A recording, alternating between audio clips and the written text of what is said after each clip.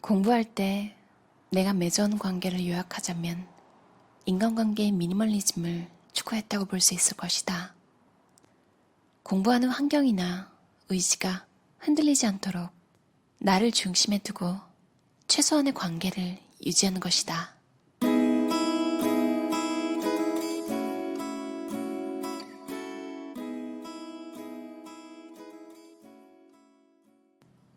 나는 공부할 때 인간관계를 철저하게 단절시키는 편에 속한다. 오롯이 공부에만 집중해 몰입의 효과를 빠르고 강하게 맛보고 싶기 때문이다. 자꾸 사람을 만나게 되면 아무래도 정신이 산만해지고 공부에 몰입하던 흐름이 깨지게 된다.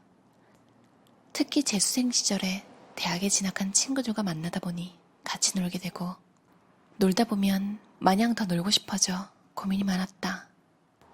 외딴 섬처럼 절대 고립 상태로 지낸 것은 아니다.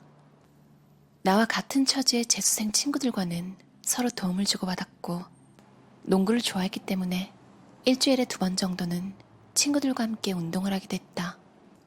아무래도 같은 처지다 보니 서로 이해하는 영역도 넓었고 주고받는 정보도 도움이 되었다.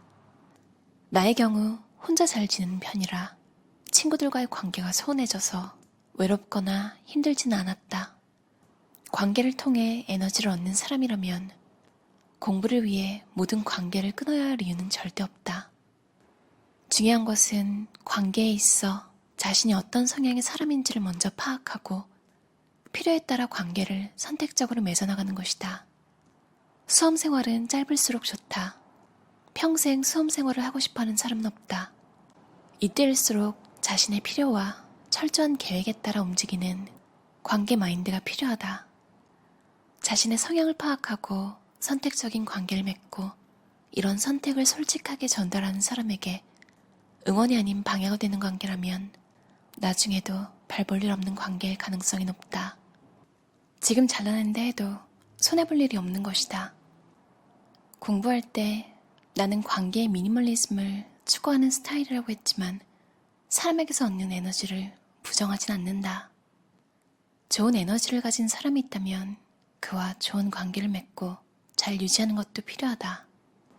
특히 배려심 많고 긍정적이고 진취적인 에너지를 가진 사람은 자신뿐 아니라 주변에도 활발한 기운을 전해준다. 이런 친구들은 내가 지쳐있거나 우울할 때 나를 끌어올리기도 하므로 절대 놓쳐서는 안 된다. 회사의 대차 대조표를 쓰듯 이해관계를 따져 관계를 유지하라는 말이 아니다. 좋은 사람들과 함께 발전적이고 생산적인 관계를 유지하라는 말이다.